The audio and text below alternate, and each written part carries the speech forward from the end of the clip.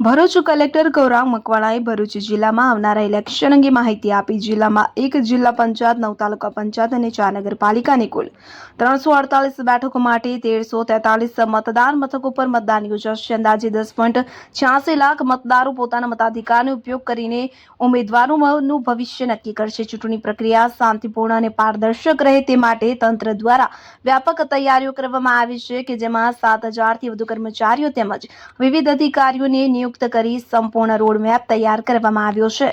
અબ્દુલ રઉફ ખત્રી, ઉમલ્લા. આપણે સૌ જાણીએ છીએ એમ ગઈકાલે રાજ્ય ચૂંટણી આયોગ દ્વારા સ્થાનિક સ્વરાજની સંસ્થાઓ માટે ચૂંટણીની જાહેરાત કરી દેવામાં આવી છે.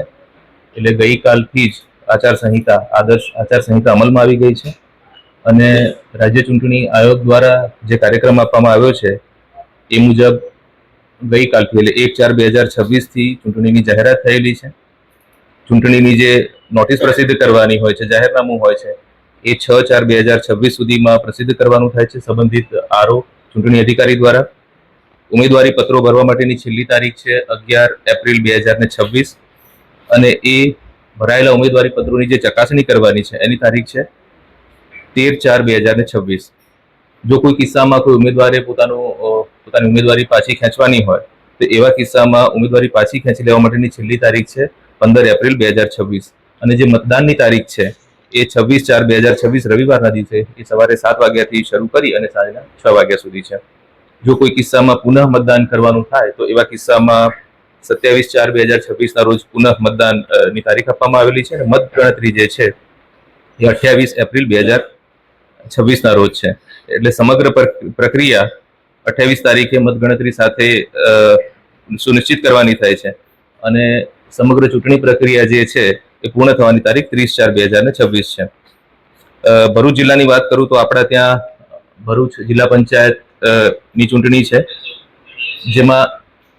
જેમાં એક જિલ્લા પંચાયત ગણીએ તો 34 સીટ આપણી જિલ્લા પંચાયતની છે, 9 તાલુકા પંચાયતોની 182 સીટ છે અને કુલ 4 નગરપાલિકાઓના 33 વોર્ડ અને એના 132 સભ્યો એની ચૂંટણી યોજવાની થાય છે. જે મતદાન મથકો ભરૂચ જિલ્લામાં છે એની આંકડાકીય વિગતો આપું તો તાલુકા જિલ્લા પંચાયતના મતદાન મથકો 1134 છે, જેમાં મતદારોની સંખ્યા 8,67,518 છે.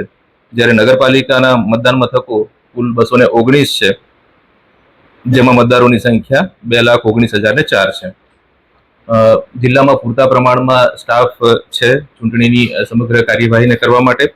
જિલ્લા પંચાયતની ચૂંટણી માટે કુલ 10 જેટલા ચૂંટણી અધિકારી અને મદદનીશ ચૂંટણી અધિકારી 18 જેટલા નીમવામાં આવ્યા છે.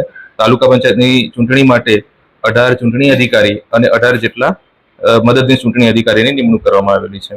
જ્યારે નગરપાલિકા વિસ્તારની વાત કરું તો નગરપાલિકાની ચૂંટણી માટે કુલ 4 ચૂંટણી અધિકારી અને 4 મદદનીશ ચૂંટણી અધિકારીઓની નિમણૂક કરવામાં આવેલી છે.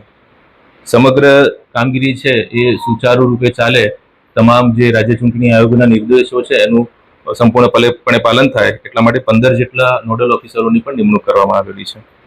કુલ આપણા ત્યાં 7000થી વધારેનો સ્ટાફ ઉપલબ્ધ છે જે સમગ્ર ચૂંટણી પ્રક્રિયાને સારી રીતે પૂર્ણ કરવામાં પોતાનું યોગદાન આપશે. એમના પણ ઓર્ડર થઈ ગયા છે. પૂરતા પ્રમાણમાં આપણી પાસે ઈવીએમ્સ અવેલેબલ છે, પૂરતા પ્રમાણમાં ચૂંટણી લક્ષી સાહિત્ય આપણી પાસે અવેલેબલ છે. એટલે સમગ્ર ચૂંટણી પ્રક્રિયાને સુપેરે પાર પાડવા માટે સમગ્ર ભરૂચ જિલ્લા વહીવટીતંત્ર સજ્જ છે.